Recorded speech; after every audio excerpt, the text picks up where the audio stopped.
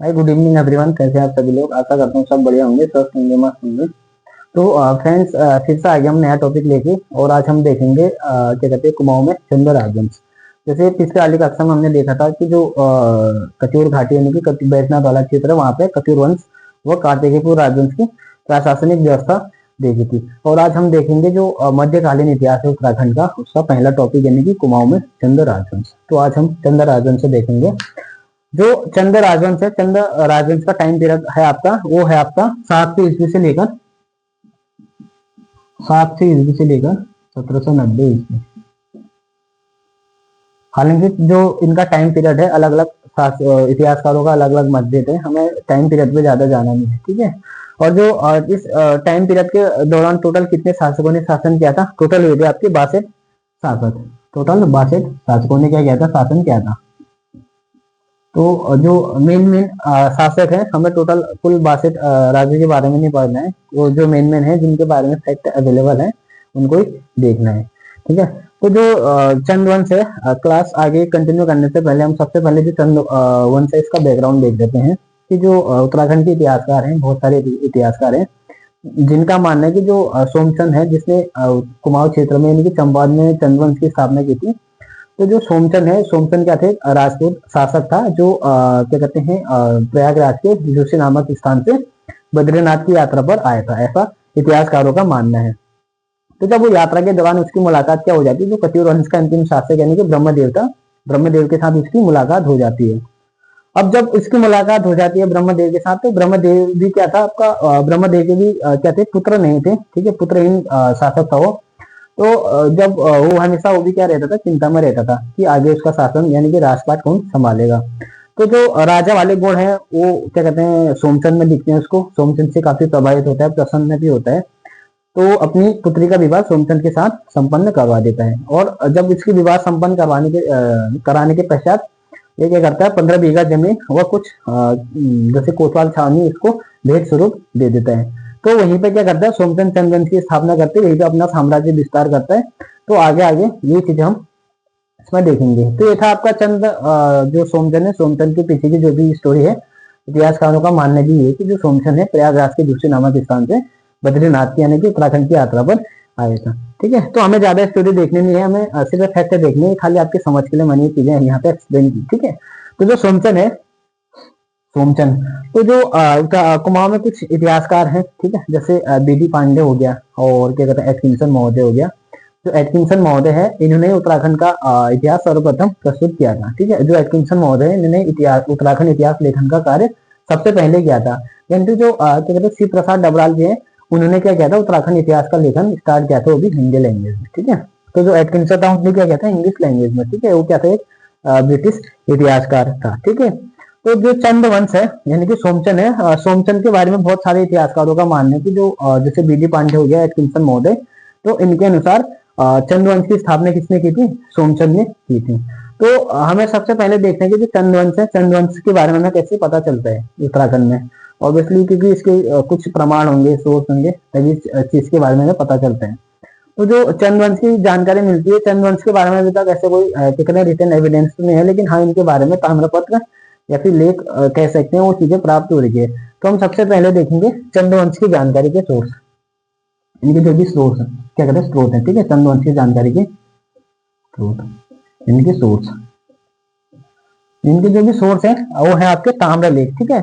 जैसे कि हो गया आपका गोपीश्वर त्रिशूल लेख से हमें अशोक चल के बारे में जानकारी मिलती है। अब आप कहोगे कि अशोक चल का क्या मतलब, अशोक चल का मतलब इसलिए है कि क्योंकि जो चंदू का टाइम पीरियड था, तो उस टाइम पे अशोक चल ने क्या किया था, कुमाऊं क्षेत्र में क्या कहते हैं आक्रमण किया था। ऐसी जानकारी हमें कहाँ से मिलती है, जो गोपीश्वर लेख से अशोक चल के बारे में जानकारी मिलती है, यहाँ से हमें पता चलता है। और हो गया आपका बालेश्वर मंदिर से प्राप्त क्राचल देव का लेख हो गया, ठीक है। तो वहां से भी हमें जानकारी मिलती है कि क्राचल देव ने भी क्या किया था, कुमाऊं क्षेत्र पे चंदू के समय आक्रमण किया था। क्राचल देव हो गया, मझेड़ा ताम्रपत्र हो गया, और मुनाकोट ताम्रपत्र हो गया, सेरा खड़गोट ताम्रपत्र हो गया। बहुत सारे ताम्रपत्र है जिनमें चंद वंश के बारे में, अलग अलग शासकों के बारे में उल्लेख मिलते हैं, ठीक है। तो कुछ ताम्रपत्र इसमें हम लिख लेंगे। जैसे सबसे पहले हो गया आपका गोपेश्वर, गोपेश्वर से प्राप्त त्रिशूल लेख, गोपेश्वर से प्राप्त त्रिशूल लेख। देन फिर हो गया आपका बालेश्वर से प्राप्त, बालेश्वर मंदिर से प्राप्त लेख, बालेश्वर मंदिर से प्राप्त लेख। जो गोपेश्वर से प्राप्त त्रिशूल लेख, इसमें हमें किसके बारे में जानकारी मिलती है? अशोक चल, अशोक चल। जो बालेश्वर मंदिर से प्राप्त लेख, इसमें हमें किसके बारे में जानकारी मिलती है? प्राचल देव। ये क्या थे? डोटी के शासक। देन फिर हो गया आपका मझेड़ा ताम्रपत्र।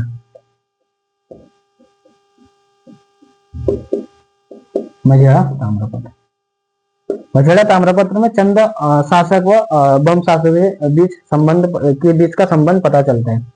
चंद व बम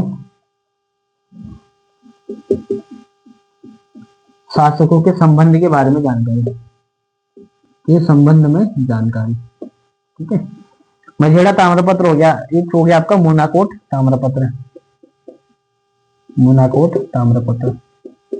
ये चंद वंश के करों से संबंधित है। ठीक है, इसमें चंद वंश के जितने भी कर हैं उसके बारे में बताया गया है। चंद वंश के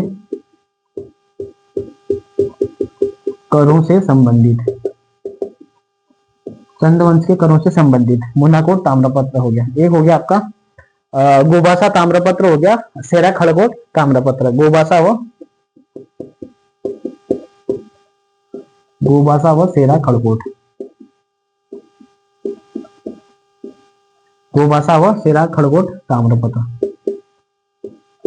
ठीक है, इसमें हमें किसके बारे में जानकारी मिलती है? ज्ञानचंद, ज्ञानचंद के बारे में इसमें विशद जानकारी मिलती है। एक हो गया आपका जो क्या कहते हैं मनोदय काव्य की रचना की थी भरत कवि। मनोदय काव्य में हमें गढ़वाल यानी कि पवार वंश की वंशावली भी मिलती है, और कुमाऊं में जो चंद्रवंश है उनकी जो है इनकी वंशावली भी मिलती है। तो मनोदय काव्य हो गया आपका, मनोदय काव्य। चंद्रवंश की क्या मिलती है? इसमें वंशावली मिलती है, वंशावली। देन फिर पांचवा हो गया आपका वास्ते ताम्रपत्र, वास्ते ताम्रपत्र। इसमें हमें मांडलिक राजाओं के बारे में पता चलता है, मांडलिक राजाओं के बारे में। हालांकि जो क्या कहते हैं बालेश्वर मंदिर से प्राप्त लेख है जिसमें प्राचल देव के बारे में जानकारी मिलती है, उसमें हमें 10 मांडलिक राजाओं के नाम मिलते हैं, जिसमें से 3 मांडलिक राजा क्या थे? आपके चंद्रवंश से संबंधित थे। ठीक है, तो ये कुछ ताम्रलेख थे जिसके बारे में हमें चंद्रवंश के बारे में जानकारी मिलती है। अब हम यहीं से क्लास आगे कंटिन्यू करेंगे। अब हम देखेंगे कि सोमचंद ने कैसे चंद्रवंश की स्थापना की थी।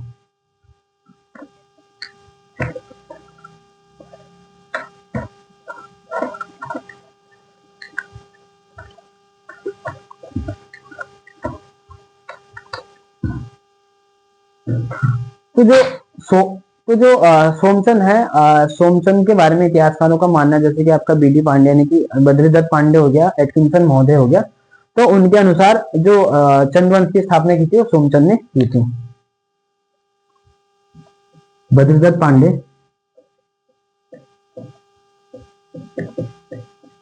वो एटकिंसन महोदय, बीडी पांडे और एटकिंसन महोदय के अनुसार चंद्रवंश की स्थापना, चंद्रवंश का संस्थापक, चंद्रवंश का संस्थापक कौन था? आपका सोमचंद, सोमचंद था। चंद्रवंश का संस्थापक सोमचंद था। और यहीं पे एक इतिहासकार का एक स्टेटमेंट और आता है, इनका नाम है डॉक्टर लक्ष्मीदत्त जोशी। उनका कहना है कि जो सोमचंद था, सोमचंद प्रयागराज के जोशी नामक स्थान से बद्रीनाथ की यात्रा पर आया था। लक्ष्मीदत्त जोशी, लक्ष्मीदत्त जोशी के अनुसार, लक्ष्मीदत्त जोशी के अनुसार जो सोमचंद है, सोमचंद यानी कि उत्तराखंड में बद्रीनाथ की यात्रा पर आया था। इसकी यात्रा के दौरान इसकी मुलाकात कटियूर वंश के शासक यानी कि अंतिम शासक ब्रह्मदेव के साथ होती है। ठीक है, लक्ष्मीदत्त जोशी के अनुसार सोमचंद यानी कि जो क्या थे? एक राजपूत शासक, राजपूत शासक। सोमचंद क्या थे? एक राजपूत। जो सोमचंद है, सोमचंद प्रयागराज के झूसी नामक स्थान से, झूसी नामक स्थान से बद्रीनाथ की यात्रा पर, बद्रीनाथ की यात्रा पर आया था, यात्रा पर आया था। ठीक है।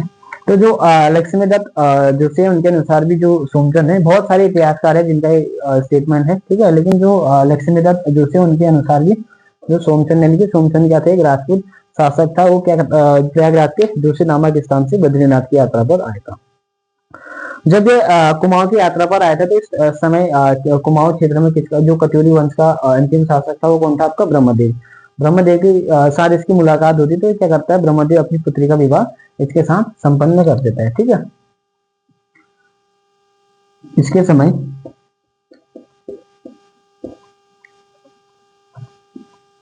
कत्यूर वंश का शासक ब्रह्मदेव था, ब्रह्मदेव। और इसी ब्रह्मदेव ने क्या किया था, अपनी पुत्री का विवाह इसके साथ संपन्न कराया था। इसी ब्रह्मदेव ने अपनी पुत्री का विवाह सोमचंद के साथ, सोमचंद के साथ किया था।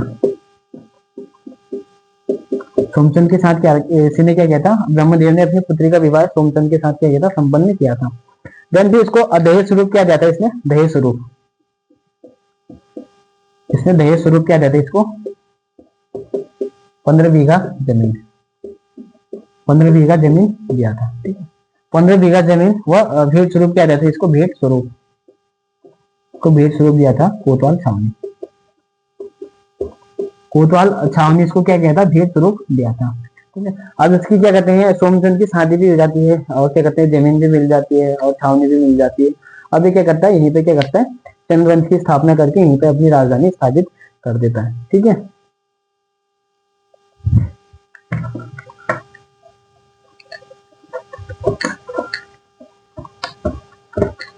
तो कहा जाता है कि जो सोमचंद है, सोमचंद ने 1025 ईस्वी के आसपास चंद्रवंश की स्थापना कहाँ की थी, चंपावत में। सोमचंद ने 1025 ईस्वी के आसपास चंपावत में सोमचंद क्या कहते हैं, सोमचंद ने 1025 ईस्वी के आसपास चंपावत में चंद्रवंश की स्थापना की थी, चंद्रवंश की स्थापना स्थापना की थी। तो यहीं पे क्या कहता है, इसने जब इसकी शादी भी हो चुकी थी और इसको जमीन भी मिल चुकी थी, ठीक है, जमीन मिलने के बाद इसने क्या किया था, यहीं पे चंद्रवंश की स्थापना की थी। और चंद्रवंश की स्थापना करने के बाद इसने क्या किया था, चंपावत की अपनी प्रारंभिक राजधानी बनाई थी। ठीक है। चंद्र की प्रारंभिक राजधानी,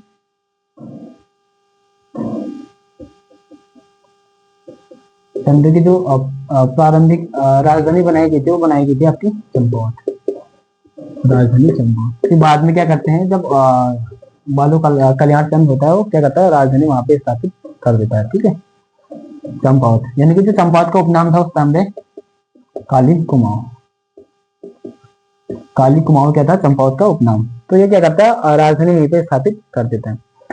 जब वहीं पे अपना जो है चंद्रवंश की स्थापना कर देता है, वहीं पे राजधानी क्या कहते हैं स्थापित कर देता है। ठीक है। और जो ये चंपावत, ये राजधानी थी इसमें कहाँ पे, चंपावती नदी के किनारे, चंपावती नदी के किनारे।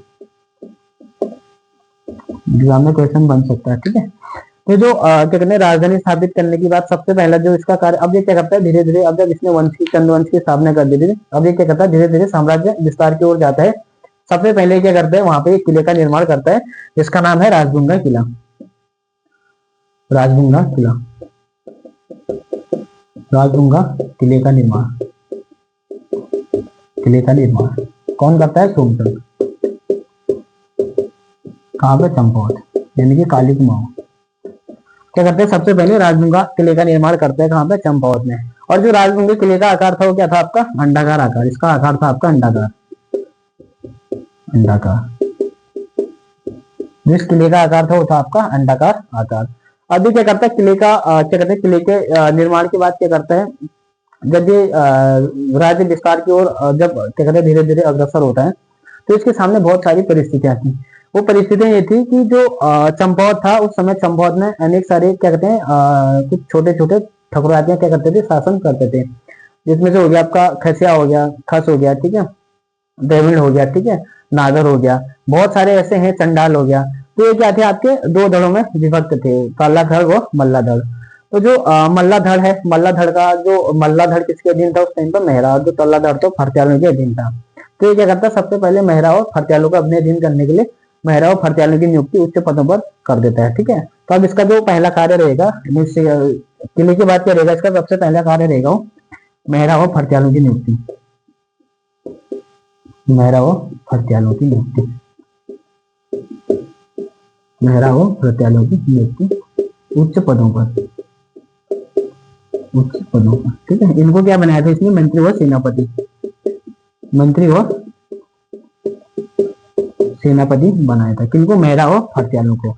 और जो मेहरा थे, मेहरा कहाँ के निवासी थे, मेहरा थे आपके कोटालगढ़ के निवासी, मेहरा थे आपके कोटालगढ़ के निवासी,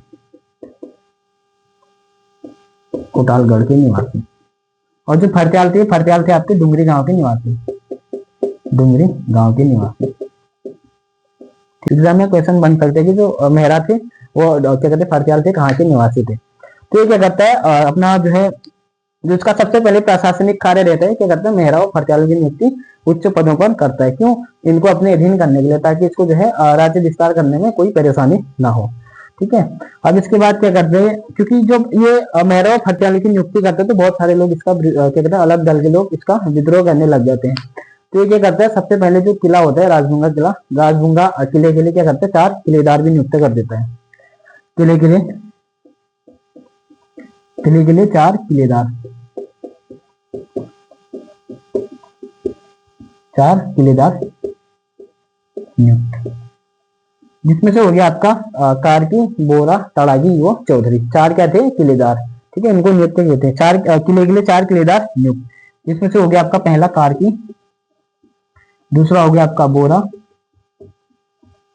देन तीसरा हो गया आपका तड़ागी, देन लास्ट हो गया आपका चौधरी। तो ये 4 क्या थे इसके, किलेदार, ठीक है। किले के 4 किलेदार नियुक्त किए थे, ठीक है। और जो ये किलेदार थे, इनको क्या कहा जाता था, इन्हें चाराल भी कहा जाता था, इन्हें चाराल भी कहा जाता था। जो 4 किलेदार हैं, इनको चाराल भी कहा जाता था, ठीक है। और ये मूलतः कहाँ के निवासी थे, ये मूलतः नेपाल के निवासी थे, ठीक है। ये मूलतः नेपाल के निवासी, ये मूलतः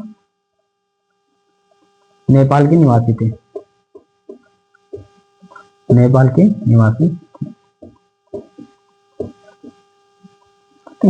अब इनमें क्या किया, जब सोमचंद ने साम्राज्य विस्तार के लिए क्या करता है, धीरे धीरे जब प्रशासनिक कार्य शुरू करता है, सबसे पहले करता है मेहरा और फरत्यालों की नियुक्ति उच्च पदों पर, इनको मंत्री व सेनापति पद पर नियुक्त करता है। देन फिर ये क्या करता है, 4 किलेदार नियुक्त करता है किले के लिए, जिसमें से हो गया आपका कार्की, बोरा, तड़ागी व चौधरी, ठीक है। अब ये क्या करता है, इसके बाद और प्रशासनिक कार्य क्या करता है, शुरू करता है। जैसे गांव के प्रशासन के लिए क्या करते हैं, बूढ़ा व सियाणों की नियुक्ति करता है। अब इसके बाद देखेंगे हम गांव के प्रशासन के लिए क्या करते हैं, बूढ़ा व सियाणों की नियुक्ति।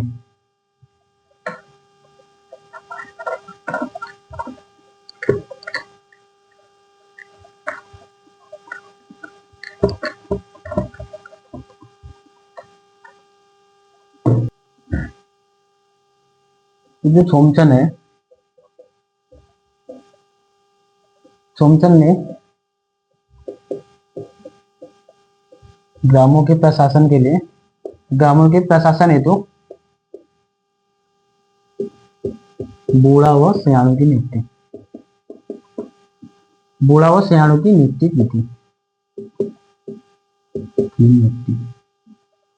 इसने क्या किया था, बूढ़ा व सियाणों की नियुक्ति किस लिए किया था, ग्रामों के प्रशासन के लिए। और जो इनका मेन कार्य रहता था वो था आपका राजस्व कलेक्ट करना, जो इनका मेन कार्य था वो था आपका राजस्व इकट्ठा करना,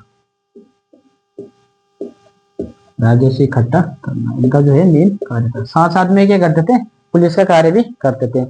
इसी ग्रामों के प्रशासन हेतु जो सोमचंद को कहा जाता है कि इसने कुमाऊं क्षेत्र में सबसे पहले पंचायती राज व्यवस्था शुरू की थी। सोमचंद के द्वारा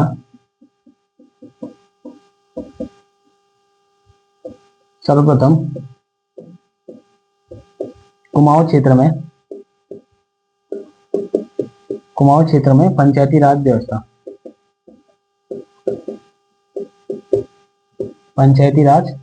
शुरू।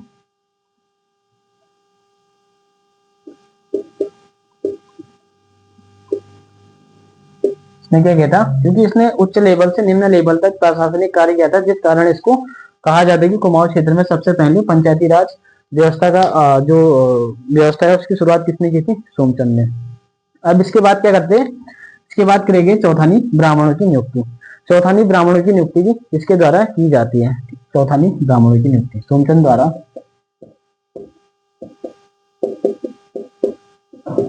चौथानी ब्राह्मणों की नियुक्ति चौथानी ब्राह्मणों की नियुक्ति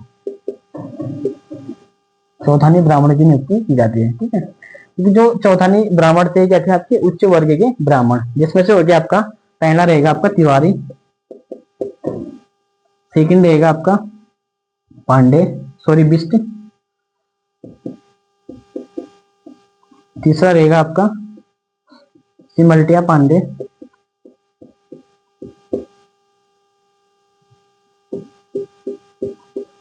लास्ट रहेगा आपका चौथा देवलिया पांडे। तो ये क्या थे, चार चौथानी ब्राह्मण थे। ठीक है, ये क्या थे आपके उच्च वर्ग के ब्राह्मण, ये थे आपके उच्च वर्ग के ब्राह्मण, उच्च वर्ग के क्या थे, ब्राह्मण थे। अब ये क्या करते, जो चंपावत वाला क्षेत्र था, चंपावत वाले क्षेत्र को क्या करते, 5 थोकों में विभाजित कर देते हैं। कौन कौन से थोक थे वो, 5 थोकों में। चंपावत को सोमचंद द्वारा 5 थोकों में विभाजित किया गया। जिसमें से हो गया पहला थोक, जो पहला थोक था वो किसके अंदर था, मेहरा हो गया, फरत्याल हो गया, देव हो गया, ढेक हो गया, वह करायत, लास्ट था आपका करायत। तो जो 5 क्षेत्र थे क्या थे आपके, मेहरा, फरत्याल, देव, ढेक, करायत। और इनका जो प्रमुख कार्य रहता, इनका कार्य था अलग अलग क्षेत्रों से राजस्व कलेक्ट करना। जिनका कार्य था, इनका कार्य भी क्या था, ये राजस्व इकट्ठा करना।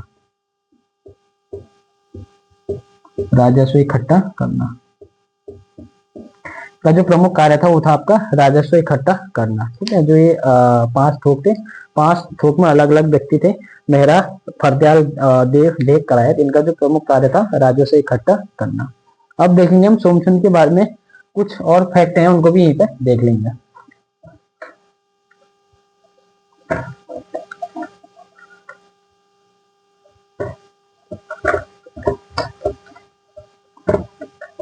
जो सोमचंद था, सोमचंद क्या था, एक प्रकार का मांडलिक, जो क्या कहते हैं, सोमचंद था, सोमचंद क्या था, एक प्रकार का मांडलिक राजा। सोमचंद एक क्या था, मांडलिक राजा। सोमचंद एक मांडलिक राजा था, मांडलिक राजा। मांडलिक राजा बोले तो ये क्या था, एक अधीनस्थ शासक बोले, किसी के अधीन ये क्या करता था, शासन करता था। तो जो सोमचंद था, सोमचंद एक क्या था, मांडलिक राजा मतलब ये क्या कहते हैं, किसी के अधीन शासन करता था। और ये जो डोटी का शासक था जयदेवमल, उसको कर दिया करता था, उसी के अधीन क्या करते थे, शासन क्या करता था। सोमचंद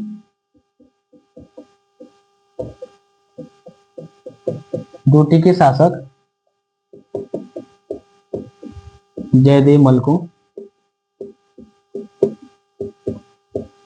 कर देता था।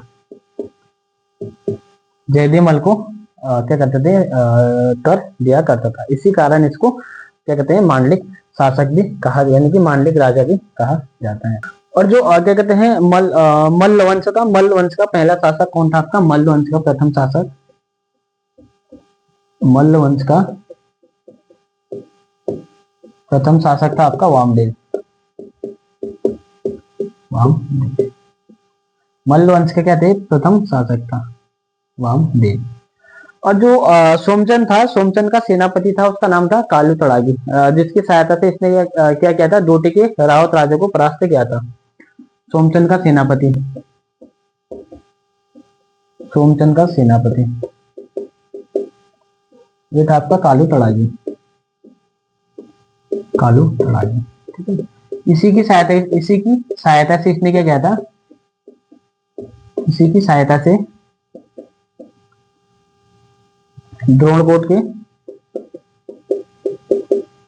रावत राजा को क्या किया था, इसने पराजित किया था, पराजित। जो सोमचंद है, सोमचंद का जो सेनापति है कालू तड़ागी, इसी की सहायता से इसने क्या किया था, द्रोणकोट के रावत राजा को परास्त किया था। ठीक, जो द्रोणकोट के रावत राजा को इसने क्या किया था, पराजित किया था सोमचंद ने, किसके सहायता से, कालू तड़ागी। और जो इसका सूबेदार था वो था आपका सुनानिधि क्या कहते हैं, चौबे। सोमचंद का सूबेदार, सोमचंद का सूबेदार था आपका सुनानिधि चौबे, सुनानिधि चौबे इसका क्या था, सूबेदार था। और जो सोमचंद है, सोमचंद ने क्या कहता है, बहुत सारे प्रशासनिक कार्य किए थे, ठीक है, उत्तराखंड में। तो इसी कारण इसको क्या कहा जाता है, मौलिक पंडित भी कहा जाता है। सोमचंद के प्रशासनिक कार्यों के कारण, प्रशासनिक कार्यों के कारण इसे मौलिक पंडित भी कहा जाता है, मौलिक पंडित, इसे मौलिक पंडित भी कहा जाता है, कहा जाता है। इसे क्या कहा जाता है, मौलिक पंडित भी कहा जाता है। और जो सोमचंद था, सोमचंद के समय क्या हुआ था, कुमाऊं क्षेत्र में ऐपण कला की शुरुआत हुई थी। सोमचंद के समय ही, सोमचंद के समय ही कुमाऊं क्षेत्र में ऐपण कला की शुरुआत, ऐपण कला की शुरुआत, इसी के समय क्या हुआ था, कुमाऊं क्षेत्र में ऐपण कला की क्या हुई थी, शुरुआत हुई थी। और सोमचंद क्या था, एक मांडलिक राजा था, जो क्या करता था, डोटी के यानी कि जैसलमेर मल को कर दिया करता था। और जो मल्ल वंश का प्रथम शासक था वामदेव, ठीक है। और जिसका सेनापति था कालू तड़ागी, ये एग्जाम में भी आ चुका है बहुत बार। और इसने क्या किया था, सबसे पहले द्रोणकोट के रावत राजा को परास्त किया था, किसकी सहायता से, कालू तड़ागी की सहायता से। और जिसका दीवान था वो सूबेदार था सुनानिधि चौबे, ठीक है। और इसको जो है, इसके प्रशासनिक कार्यों के अनुसार इसको मौलिक पंडित की उपाधि भी दी जाती है, ठीक है। तो ये था आपका सोमचंद से रिलेटेड जितने भी फैक्ट थे सारे। अब हम देखेंगे सोमचंद के बाद आत्मचंद।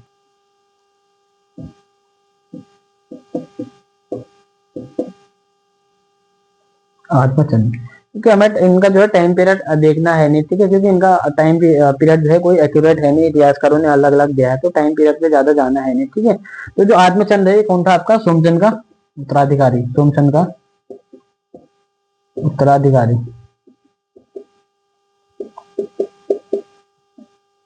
सोमचंद के क्या थे, उत्तराधिकारी, ठीक है। जो आत्मचंद था, इससे एक ही फैक्ट बनता कि जो आत्मचंद था कत्यूरी रानी से उत्पन्न शासक, ठीक है, कत्यूरी रानी से उत्पन्न पुत्र है,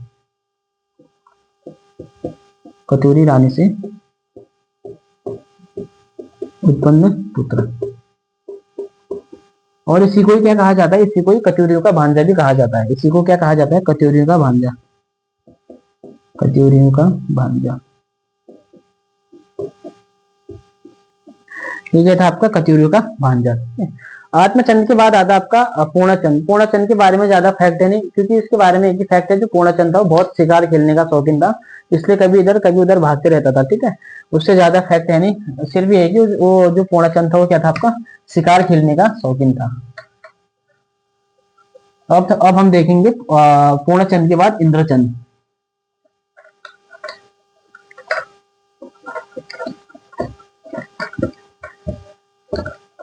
इंद्रचंद के बारे में देखेंगे।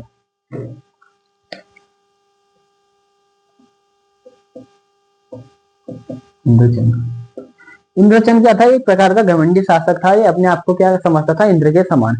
इंद्रचंद क्या था, एक घमंडी शासक, एक घमंडी शासक था,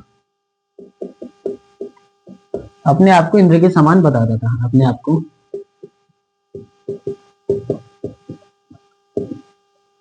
इंद्र के समान, अपने आप को इंद्र के समान बताता था, ठीक है। कौन, इंद्रचंद। इंद्रचंद ने क्या किया था, सबसे पहले कुमाऊं में रेशम वस्त्र व रेशम उत्पादन का कार्य किया था इसने। सबसे पहले कुमाऊं में इसने क्या किया था, रेशम उत्पादन का कार्य, रेशम उत्पादन व रेशम वस्त्र का सर्वप्रथम कार्य। ओके, जो इसने सबसे पहले क्या किया था, रेशम उत्पादन व रेशम वस्त्र का जो है क्या कहते हैं उत्पादन का कार्य इसने सर्वप्रथम कुमाऊं में किया था। और जो इंद्रचंद था, इंद्रचंद क्या करता था, और डोटी जब ये डोटी के शासक को कर देने जाता था तो इसे क्या करता थे, रेशम के कीड़े लेके आता था। और जो रेशम है, रेशम जो रेशम बुनने का कार्य करते थे उनको जो है पटवा कहा जाता था। ठीक है, जो रेशम बुनने का कार्य करते थे, रेशम बुनकरों को, रेशम बुनकरों को पटवा कहा जाता था, पटवा कहा जाता था। तो जो रेशम बुनकर है, रेशम बुनकरों को जो है पटवा कहा जाता था। ठीक है, और इनमें जो है क्या कहते हैं पटरंग वाली प्रथा भी देखने को मिलती है। इसका मतलब ये है कि जो पटवा थे, पटवाओं का कहना है कि जब ये रेशम बेचने का कार्य करते थे तो ये क्या करते थे, नगर में एक झूठी अफवाह फैला देते थे। झूठी अफवाह फैलाने से ये कहते थे कि जो रेशम है, रेशम का जो है कलर पक्का हो जाता था। ठीक है, इस प्रथा को क्या कहते थे, पटरंग वाली प्रथा, पटरंग वाली प्रथा, पटरंग पटरंग वाली प्रथा। ठीक है, पटरंग वाली प्रथा क्या थी आपकी, ये क्या थी, एक प्रकार की, एक प्रकार की झूठी खबर फैलाना, झूठी खबर फैलाना, इसी को ही क्या कहते थे, पटरंग वाली प्रथा। ठीक है, एग्जाम में क्वेश्चन बन सकता है कि पटरंग वाली प्रथा का संबंध किससे है, तो इसका संबंध है इंद्रचंद से, इंद्रचंद। ठीक है, और जो रेशम बुनकर थे इनको क्या कहा जाता था, पटवा कहा जाता था। और इनमें क्या देखने को मिलती है, पटरंग वाली प्रथा देखने को मिलती है।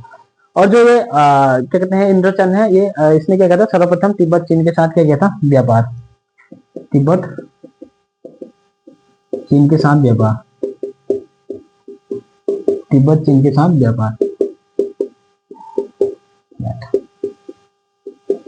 ठीक है, ये पहला शासक है जिसने तिब्बत चीन के साथ क्या किया था, व्यापार किया था। ठीक है, और इसने क्या किया था, रेशम उत्पादन का कार्य भी शुरू किया था। क्योंकि जो रेशम से रेशम उत्पादन है, रेशम उत्पादन से बहुत चंद्र के समय बहुत क्या कहते थे, इनकम होती थी, ऐसा कहा जाता है। इंद्रचंद के बाद देखेंगे हम, जैसे कि संचार चंद हो गया, हरिहर चंद हो गया। ठीक है, ये इनसे ज्यादा फैक्ट बनते नहीं। अब हम देखेंगे सीधे बीणाचंद, बीणाचंद,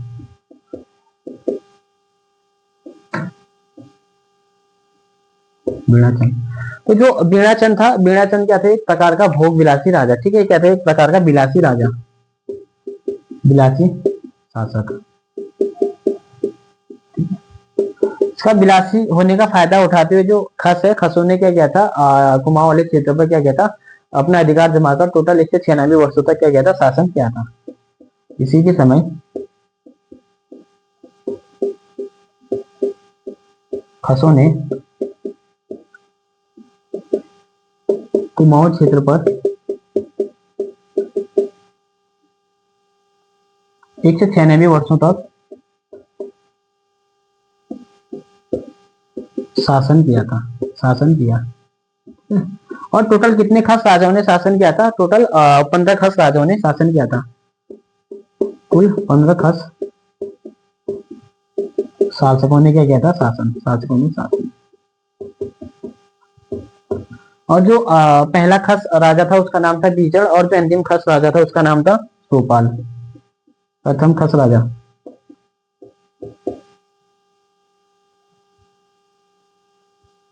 प्रथम खस शासक था आपका, वो था आपका बीजड़।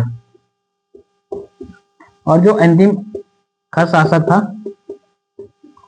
अंतिम खस शासक, उसका नाम था सोपाल, इसका नाम था सोपाल। ठीक है, तो जो बीणाचंद है, बीणाचंद क्या थे, एक प्रकार का विलासी शासक था। इसी का फायदा उठाते हैं जो खस थे, खसों ने इसके क्षेत्र पे क्या कहते हैं आक्रमण किया, इसको जो है पराजित करके इसके अधिकार क्षेत्र पर, सॉरी कुमाऊं क्षेत्र पर 196 वर्षों तक क्या कहते हैं शासन किया था। और जो कुल कितने शासकों ने शासन किया था, 15 खस शासकों ने इसके समय शासन किया था, जिसमें से पहला शासक हो गया आपका बीजड़, अंतिम शासक हो गया आपका, अंतिम खस शासक हो गया आपका सोपाल। और जो खसिया यानी कि खसों का शासन था, कहा जाता है कि जब खसों का शासन कुमाऊं क्षेत्र में था, तो इस समय कुमाऊं का स्वर्णकाल भी कहा जाता है। ठीक है, खसिया राज को कुमाऊं का स्वर्णकाल भी कहा जाता है। कुमाऊं का स्वर्णकाल, कुमाऊं का स्वर्णकाल भी कहा जाता है। जब ये खस शासन कर रहे होते तो इनके शासन पीरियड को क्या कहा जाता है? कुमाऊं का स्वर्णकाल कहा जाता है। बीणाचंद था, बीणाचंद की जो है कोई संतान नहीं थी। इसके बाद जो गद्दी पर बैठेगा वो बैठेगा आपका वीरचंद। बीणाचंद के बाद आएगा आपका वीरचंद।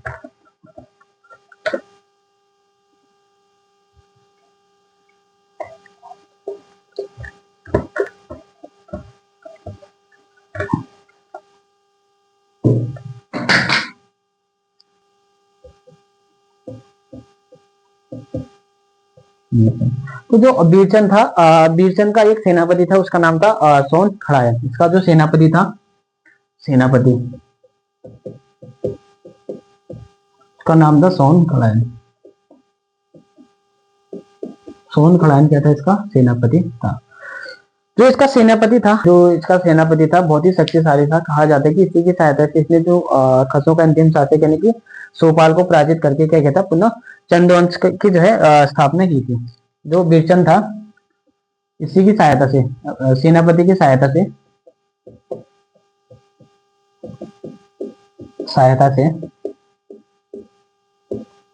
खसों के अंतिम शासक सोपाल को पराजित किया था वह पुनः चंद्रवंश की स्थापना की। पुनः चंद्रवंशी क्या कहती है? इसने स्थापना की थी। तो जो बीरचंद था, बीरचंद का एक सेनापति था, बहुत ही क्या कहते हैं वीरवान सेनापति था। उसका नाम था श्री सोन क्या कहते हैं खड़ायन। इसकी सहायता से इसने क्या कहता था? खसों का अंतिम शासक यानी सोपाल को पराजित करके पुनः चंद्रवंश की क्या कहती है स्थापना क्या कहते की थी। इसलिए जो बीरचंद है, बीरचंद को चंद्रवंश का पुनः संस्थापक भी माना जाता है। ठीक है, बीरचंद को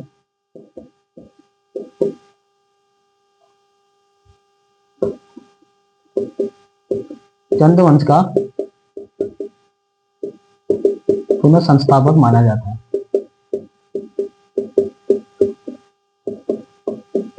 पुनः संस्थापक माना जाता है किसको? बीरचंद को।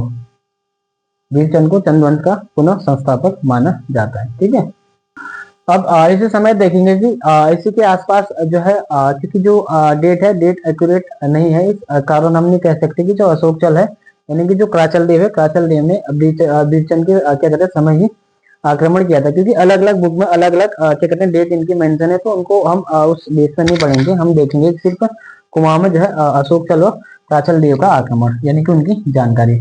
तो जो अशोक चल है, अशोक चल, जो अशोक चल है इसकी जानकारी हमें कहां से मिलती है? गोपेश्वर त्रिशूल लेख। गोपेश्वर त्रिशूल लेख से हमें क्या मिलती है? इसके बारे में जानकारी मिलती है। ठीक है, और ये लेख कब का मिला है हमें? 1100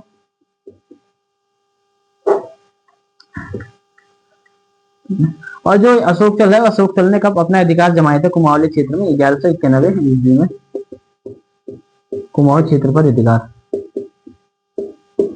कुमाऊं क्षेत्र पर अधिकार। और जो अशोक चल है, अशोक चल कहाँ का निवासी था? आपका नेपाल यानी कि दुल्लू का निवासी। अशोक चल क्या था? आपका नेपाल के दुल्लू का निवासी। ये क्या था? एक प्रकार का डोटी शासक था। ठीक है, और ये किस कुल से संबंधित था? ये था आपका बैरात कुल से संबंधित, बैरात कुल से संबंधित, बैरात कुल से संबंधित था। ठीक है, और जो अशोक चल है जो इसने क्या कहता था जो इस वाले क्षेत्र पे जो है कुमाऊं वाले क्षेत्र पे जो है पुरुषोत्तम सिंह को अपना क्या कहते हैं सामंत नियुक्त किया था। इसने पुरुषोत्तम सिंह को कुमाऊं क्षेत्र में, कुमाऊं क्षेत्र में अपना सामंत नियुक्त अपना सामंत नियुक्त किया था इसने, ठीक है, किसको, पुरुषोत्तम सिंह को। और पुरुषोत्तम सिंह और सहजपाल के जो बोधगया शिलालेख है उसमें इसको क्या है, खस देश का राजाधिराज भी कहा गया है, ठीक है। पुरुषोत्तम सिंह की और सहजपाल के बोधगया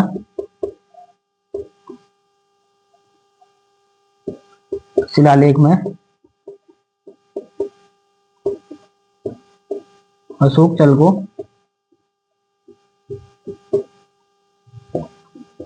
खस देश का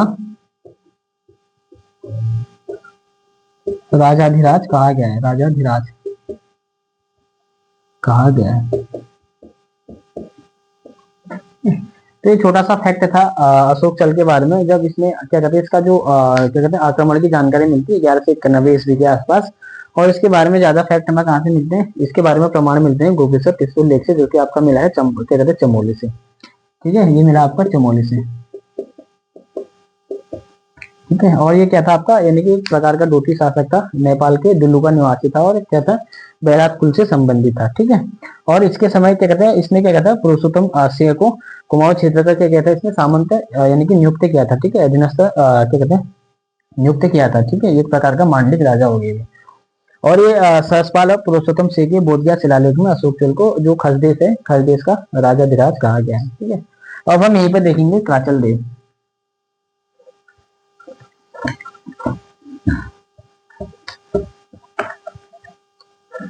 अब जो क्राचल देव है, क्राचल देव के जो क्राचल देव है, क्राचल देव के बारे में बुक्स में तो लिखा है कि इसने वीर क्या कहते हैं जो बीणाचंद है, वीरचंद के समय क्या कहता है आक्रमण किया था। लेकिन जो है टाइम जो है क्या कहते हैं उतना मेल खाते नहीं है, ठीक है।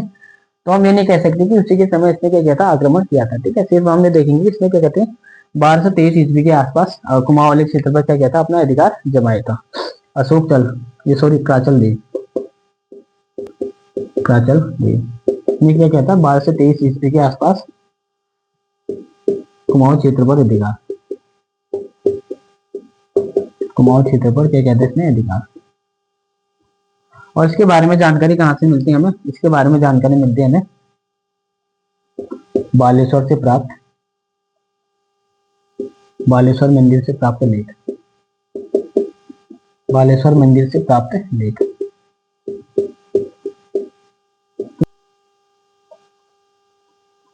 तो जो बालेश्वर मंदिर है, बालेश्वर मंदिर से हमें जो क्राचल देव है, क्राचल देव के बारे में क्या मिले हैं लेख ले, ठीक है। यहीं से हमें इसके बारे में, इसी लेख से हमें क्राचल देव के बारे में जानकारी मिलती है, कैसे इसने 1223 ईस्वी के आसपास कुमाऊं क्षेत्र पर अधिकार किया था, ठीक है। अब इसके बाद देखेंगे हम वीरचंद के बाद थोरचंद,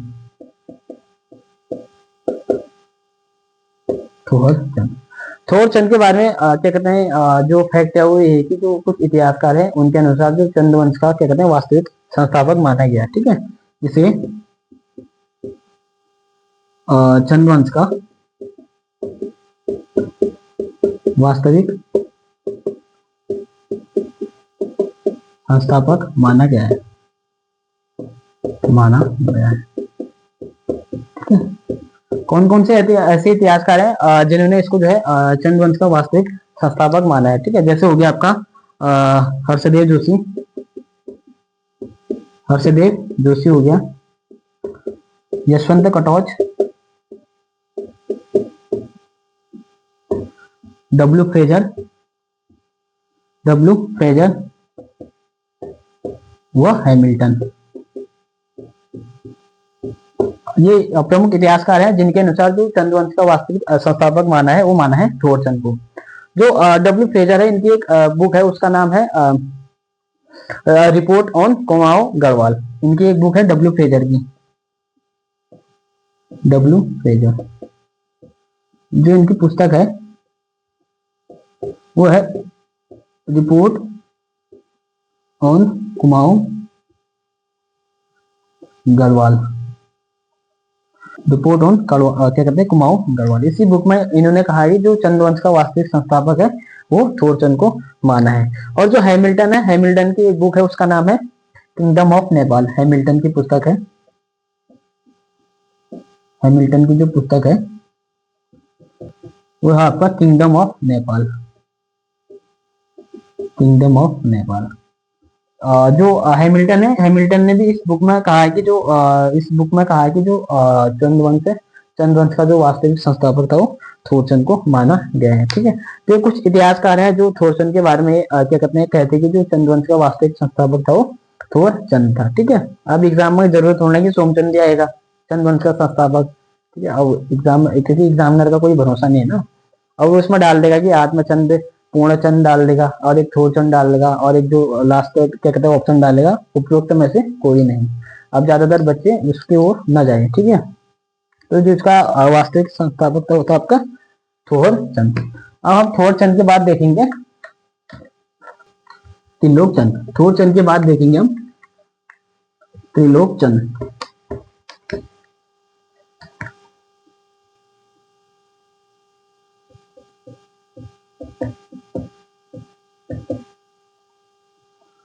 त्रिलोकचंद, जो त्रिलोकचंद था, त्रिलोकचंद पहला शासक था जिसने साम्राज्य विस्तार की नीति अपनाई थी। ठीक है, पहला शासक, पहला चंद्र शासक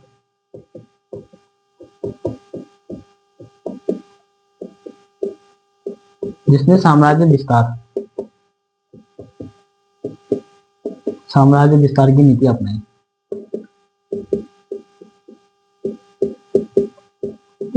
और ये साम्राज्य विस्तार के दौरान सबसे पहले इसने क्या किया था, जो छगाता वाला क्षेत्र है, ठीक है, जैसे कि नैनीताल वाला क्षेत्र हो गया, इसको प्राचीन समय में छगाता कहा जाता था।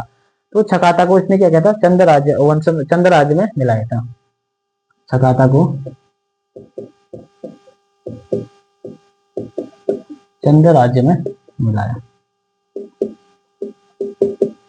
ठीक है, और यहीं पे क्या किया था इसने, इसी के आसपास भीमताल किले का निर्माण भी किया था। भीमताल किले का निर्माण, इसके आसपास इसने क्या किया था, भीमताल किले का निर्माण किया था। जो छगाता वाला क्षेत्र था, इसको कहा प्राचीन समय में किसका नाम था, नैनीताल।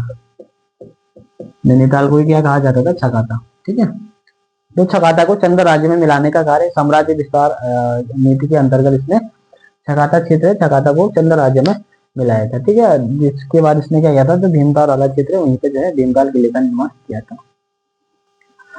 और जो क्या कहते हैं त्रिलोकचंद था, त्रिलोकचंद का जो टाइम पीरियड बताते हैं, वो बताते हैं 1296 से लेकर 1303, जिस समय जो सेंट्रल पावर, जो सेंट्रल में पावर थी वो थी आपकी अलाउद्दीन खिलजी के पास। क्योंकि जो दिल्ली सल्तनत था, दिल्ली सल्तनत में जो अलाउद्दीन खिलजी था उसका राज्याभिषेक भी 1296 में हुआ था। तो कहा जाता है कि ये क्या था आपका, अलाउद्दीन खिलजी का समकालीन शासक। त्रिलोकचंद क्या था आपका, अलाउद्दीन खिलजी का समकालीन, खिलजी का समकालीन। और जो क्या कहते हैं त्रिलोकचंद के बाद देखेंगे हम अभय चंद। त्रिलोकचंद के बाद देखेंगे अभय चंद। त्रिलोकचंद के बाद देखेंगे हम अभय चंद। तो जो अभय चंद का टाइम पीरियड बताया जाता है 1344 से लेकर 1374 ईस्वी तक। ठीक है, टाइम पीरियड देखना नहीं है, लेकिन कहा जाता है कि जो अभय चंद था ये क्या था आपका, मोहम्मद बिन तुगलक का समकालीन, मोहम्मद बिन तुगलक का समकालीन, समकालीन शासक। कहा जाता है कि मोहम्मद बिन तुगलक के कहते हैं समकालीन था। और जो अभय चंद था ये पहला शासक था जिसका प्रमाण इसके स्वयं के अभिलेख से मिलता है। पहला शासक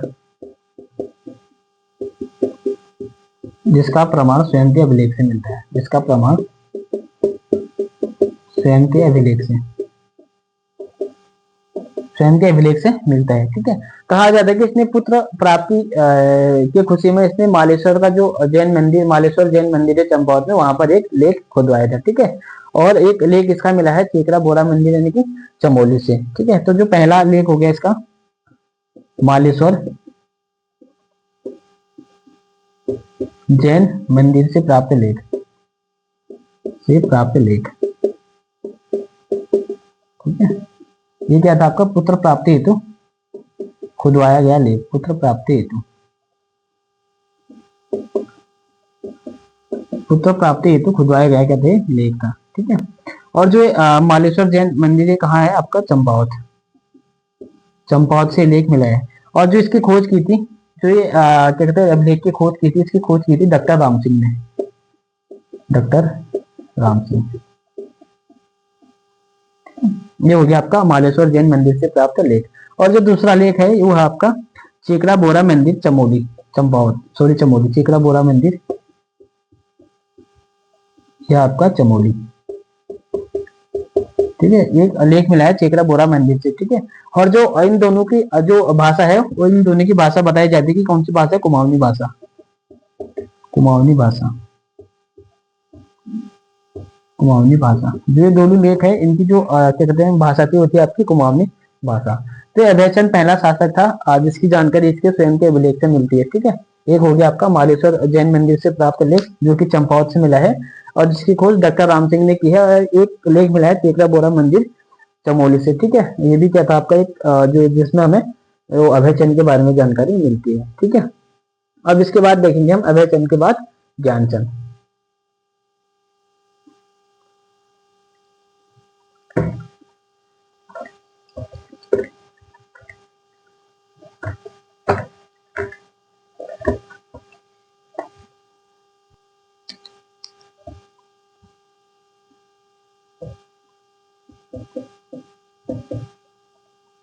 जो ज्ञानचंद था ये कौन था आपका 29वां नंबर का शासक, 29वां नंबर का शासक। जो ज्ञानचंद था और 29वां नंबर का शासक था, ठीक है। और जो ज्ञानचंद था, ज्ञानचंद चंद वंश का सबसे शक्तिशाली यानी कि क्या कहते हैं पावरफुल शासक था, ठीक है। चंद वंश का सबसे शक्तिशाली शासक, सबसे शक्तिशाली शासक। तो जो ज्ञानचंद है, ज्ञानचंद क्या थे, चंद वंश का सबसे प्रतापी यानी कि शक्तिशाली शासक था। जब ये ज्ञानचंद गद्दी पर बैठता है तो इसके समय जो तराई वाला क्षेत्र था यहाँ पे क्या था आपका कटेरियों का क्या था शासन था, ठीक है। जब इस गद्दी पर बैठा इसके समय क्या था, इसके समय तराई वाले क्षेत्र पर कटेरियों का शासन, कटेरियों का शासन। और जो कटेरियों का शासक था वो था आपका खड़कू, खड़कू।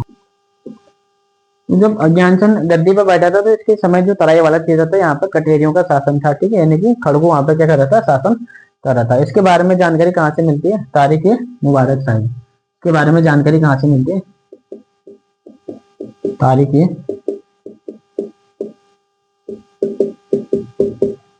मुबारक शाही, तारीख मुबारक शाही। किसने की थी इसकी रचना, इसकी रचना की थी याह्यादीन अहमद सरहिंदी, अहमद सरहिंदी इसकी रचना की थी। तो जो तारीख मुबारक शाही है इसी से हमें जानकारी मिलती है कि ज्ञानचंद है, ज्ञानचंद के समय तराई वाला क्षेत्र होता है यहाँ पर कटेरियों का क्या था शासन था। जब ये सारी चीजें हो रही होती तो इस समय जो सेंट्रल में पावर थी, ठीक है, यानी कि जो दिल्ली सल्तनत का शासक था वो था आपका फिरोज का एक सूबेदार था, उसका नाम था सैयद मोहम्मद। वो सैयद मोहम्मद को तराई वाले क्षेत्र पर अधिकार करने के लिए जो है भेजता है कुछ क्या कहते हैं सेना लेके। जब सैयद मोहम्मद आक्रमण करने के लिए जाता है तो ये क्या करता है, जो कटेर वंश का शासक यानी कि खड़गू के साथ पराजित हो जाता है।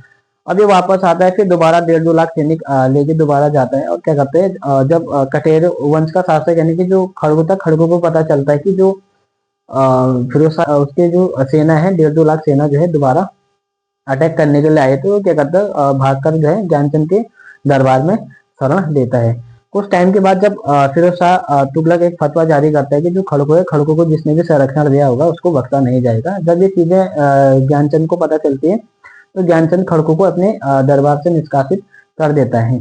और वो क्या कहते हैं फिर उसके बाद वो चिंता में आ जाता है कि कहीं फिरोज शाह तुगलक इसके क्षेत्र पे जो है क्या कहते हैं आक्रमण न कर दें, कि उसने जो है खड़गू को संरक्षण दिया था करके। तो ये चीजें सारी चीजें होने से पहले वो क्या करता है बहुत सारे क्या कहते हैं खजाने वजाने लेकर उससे मिलने के लिए, फिरोज शाह तुगलक को मिलने के लिए कहाँ चले जाता है, दिल्ली दरबार। तो जब ये सबसे पहले वहां जाता है तो ये चंद वंश का पहला शासक था जो दिल्ली दरबार में गया था। लेकिन जब ये वहां जाता है तो उसकी मुलाकात फिरोज शाह तुगलक के साथ नहीं होती है। क्यों? क्योंकि जो फिरोज शाह तुगलक था वो शिकार खेलने के लिए गया था। तो क्या करता है, वहीं चले जाता है जहां वो शिकार खेलने के लिए गया था। जब वो वहां पहुंचता है और देखता है कि जो फिरोज शाह तुगलक था वो गरुड़ का शिकार कर रहा होता है, ठीक है।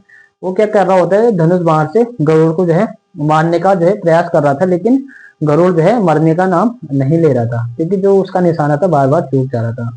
तब देखता है कि ज्ञानचंद एक पत्थर उठाता है, एक पत्थर फेंकते ही गरुड़ को चित कर देता है। जब ये सारी चीजें देखता है, जब ज्ञानचंद को पता चलता है कि क्या कहते हैं ऐसी ऐसी बात है, और फिर साथ तुगलक भी उसको ये सारी चीजें बताता है, ठीक है। तो ये क्या करता है, जब इससे बहुत ही प्रभावित हो जाता है वो फिरोज शाह तुगलक की, मैं 2 दिन से इसको मारने का प्रयास कर रहा था लेकिन मेरे से मारा नहीं, लेकिन तूने जो है एक ही बार में जो है एक ही बार में पत्थर फेंक के इसको चित कर दिया, ठीक है। तो इससे काफी प्रभावित होता है, तो कहा जाता है कि वहीं से इसको जो है गरुड़ की उपाधि दी थी, ठीक है। तो जो ज्ञानचंद था, ज्ञानचंद प्रथम शासक था चंद्रवंश का, जो दिल्ली दरबार में गया। ज्ञानचंद प्रथम शासक था जो दिल्ली दरबार में गया, दिल्ली दरबार की यात्रा की, ठीक है। और जो ज्ञानचंद है, ज्ञानचंद को गरुड़ की उपाधि भी किसने दी थी? फिरोज शाह तुगलक। ज्ञानचंद को गरुड़ की उपाधि,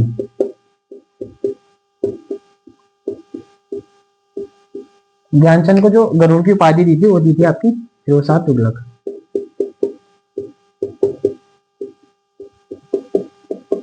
फिरोज शाह तुगलक ने क्या की थी? इसको गरुड़ की उपाधि दी थी, ठीक है। तो जो क्या कहते हैं फिरोज शाह तुगलक है, फिरोज शाह तुगलक इसको क्या करता है? गरुड़ की उपाधि देता है, और ये पहला शासक था जो दिल्ली दरबार में भी गया था, ठीक है। और इसको जो है उपहार स्वरूप क्या करते हैं, उसके बाद ये क्या करता है, उपहार स्वरूप इसको तराई भाबर क्षेत्र भी दे देता है, ठीक है। उपहार में, उपहार स्वरूप तराई भाबर क्षेत्र, तराई भाबर क्षेत्र, ठीक है। तो जब इसको सारी चीजें क्या कहते हैं, जो क्या कहते हैं फिरोज शाह तुगलक था, ये क्या होता है, इससे काफी प्रभावित होता है, ठीक है। और इसको ये आश्वासन देता है कि कभी भी कोई भी परेशानी होगी तो क्या कहते हैं मुझे बताना, करके बहुत सारी चीजें क्या कहते हैं इसको बताता है, ठीक है। तो ये क्या करता है, सबसे पहले जब ये वापस आता है तो ये साम्राज्य विस्तार के लिए क्या करता है, सबसे पहले जो सोर वाला क्षेत्र है, सोर वाले क्षेत्र पर क्या करता है, अटैक करता है, ठीक है। और ये पहला शासक था जिसने सोर क्षेत्र पे अटैक किया था, पहला शासक जिसने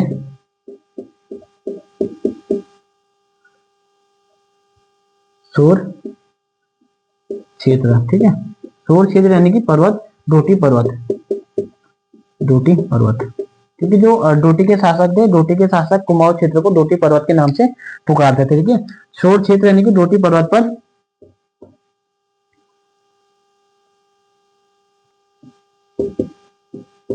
आक्रमण किया था, आक्रमण किया। वह सोर शासक, सोर के शासक, सोर के शासक बंग को पराजित, सोर के शासक बंग को क्या कहते हैं, इसने पराजित किया था, ठीक है। जो सोर का शासक था उस समय बम, ठीक है, उसको पराजित किया था। और जो क्या कहते हैं इसका सेनापति था, क्या कहते हैं ज्ञानचंद का, ज्ञानचंद का सेनापति था आपका नीलू कटायत, ज्ञानचंद का सेनापति वो था आपका नीलू कटायत, ठीक है, नीलू कटायत। जो ज्ञानचंद का सेनापति था नीलू कटायत, इसने क्या कहते हैं, इसकी सहायता से इसने जो माल प्रदेश पर यवन शासन कर रहे थे उनको जो है पराजित किया था, ठीक है। इसकी सहायता से इसने क्या किया था, माल प्रदेश पर आक्रमण करके यवन शासकों को परास्त, यवन शासकों को क्या किया था, इसने पराजित किया था। जो नीलू कटायत है, इसकी सहायता से इसने क्या किया था, माल प्रदेश पर आक्रमण करके यवन शासकों को पराजित करके वहां पे जो है अपना अधिकार जमाया था। और जिस कारण इसने जो है नीलू कटायत को कुमैया किल्लत की उपाधि भी दी थी। इसके बाद इसने क्या किया था, नीलू कटायत को कुमैया किल्लत की उपाधि दी थी।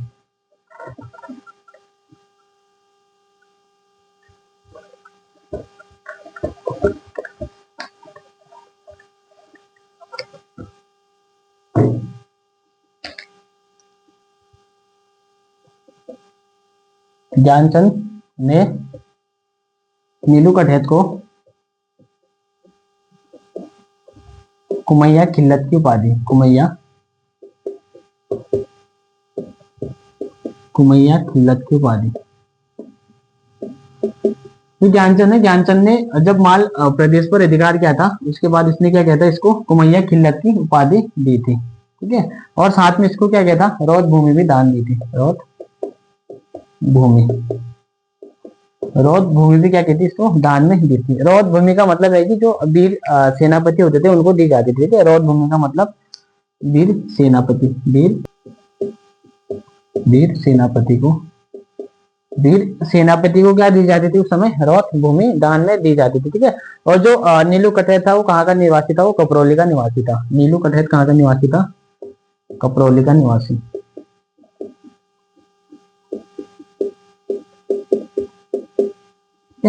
बाद में क्या कहते हैं, कुछ मिसअंडरस्टैंडिंग के कारण जो ज्ञानचंद क्या कर देता है, इसकी हत्या कर देता है। ठीक है, ज्ञानचंद ने क्या किया था, जो नीलू कठेत की सहायता से जो माल प्रदेश पर यौन शासन कर रहे थे उनको पराजित करके वहां पे जो अपना अधिकार जमाया था। देन फिर उसी के कारण इसको जो है कुमैया खिल्लत की उपाधि भी दी थी, और साथ साथ में रौद भूमि भी क्या कहती है, दान में दी थी। ठीक है, और जो ज्ञानचंद के कुछ प्रमुख ताम्रलेख मिले हैं। ठीक है, जिसमें हमें ज्ञानचंद के बारे में जानकारी मिलती है। ठीक है, जैसे कि हो गया आपका मझेड़ा ताम्रपत्र। मझेड़ा ताम्रपत्र में जो ज्ञानचंद को क्या कहा गया है, ज्ञानचंद को श्रीराज विजय ब्रह्मा। जो ज्ञानचंद को मझेड़ा ताम्रपत्र में श्रीराज विजय ब्रह्मा कहा गया है। ठीक है, और एक ताम्रपत्र और मिला है, तेरा खड़कोट ताम्रपत्र। ठीक है, पिथौरागढ़ से मिला है। और इसमें जो ज्ञानचंद को क्या कहा गया है, राजाधिराज महाराज। जो चेरा खड़कोट ताम्रपत्र है, इसमें जो ज्ञानचंद को क्या कहते हैं, राजाधिराज महाराज कहा गया है। ठीक है, और एक और इसका गोवासा ताम्रपत्र। जो गोवासा ताम्रपत्र है, इसमें उल्लेख है कि जो इसने जो देवराज तिवारी को जो है ग्राम की वित्ती क्या थी, इसने दान में दी थी। जो गोवासा ताम्रपत्र है, इसमें जो देवराज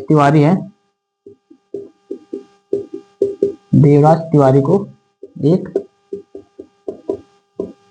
ग्राम की वृत्ति दान में दी थी। ग्राम की वृत्ति दान में दी थी।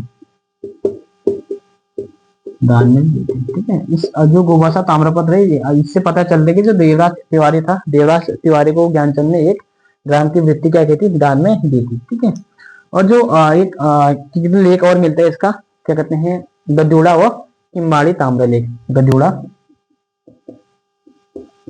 व किम्बाड़ी ताम्रपत्र। ठीक है, कुछ ताम्रपत्र हैं, इससे हमें ज्ञानचंद के बारे में जानकारी मिलती है। जैसे कि आपका गोवासा हो गया, मझेड़ा, गद्योड़ा। तो इस टाइप के क्वेश्चन हमें जो है शायद 2023 के जो कांस्टेबल वाला पेपर हुआ था, उत्तराखंड कांस्टेबल, उसमें पूछा गया था। ठीक है, कि गोवासा और मझेड़ा ताम्रपत्र का संबंध किससे है। और जो ज्ञानचंद का टाइम पीरियड भी सर्वाधिक रहा था। ठीक है, चंद शासन के जो टाइम पीरियड में सर्वाधिक शासनकाल इसका ही रहा था। ठीक है, ज्ञानचंद का शासनकाल यानी कि टोटल 54 वर्ष। ठीक है, 54 ईयर्स इसने क्या किया था, शासन किया था।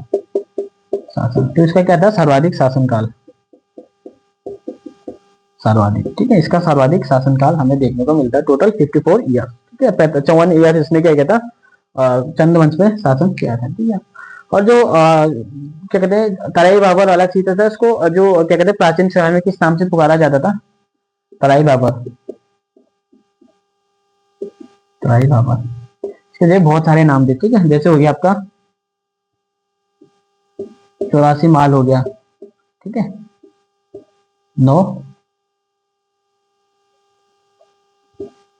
9 लखिया माल हो गया, 84 माल हो गया, 9 लखिया माल।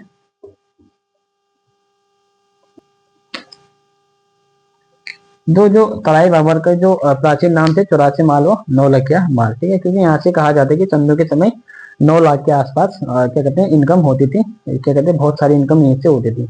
इसलिए जो है ये जो कड़ाई वाला क्षेत्र है हमेशा क्या रहा था, विवादित क्षेत्र रहा था। चाहे मुगल वंश हो गया, फिर दिल्ली सल्तनत के शासक है, तो उनने भी ज्यादा टारगेट इसी को ही किया था, क्योंकि यहाँ से जो है बहुत सारी इनकम होती थी। ठीक है, तो ये था आपका ज्ञानचंद से रिलेटेड जितने भी फैक्ट थे। आज हमने देखा सोमचंद से लेकर ज्ञानचंद। फिर इसके बाद नेक्स्ट एक दो वीडियोस और आएंगे जिसमें हम चंद्रवंश को कंप्लीट कवर करेंगे। ठीक है, आज के लिए इतना काफी, मिलते हैं नेक्स्ट वीडियो में, तब तक के लिए बाय।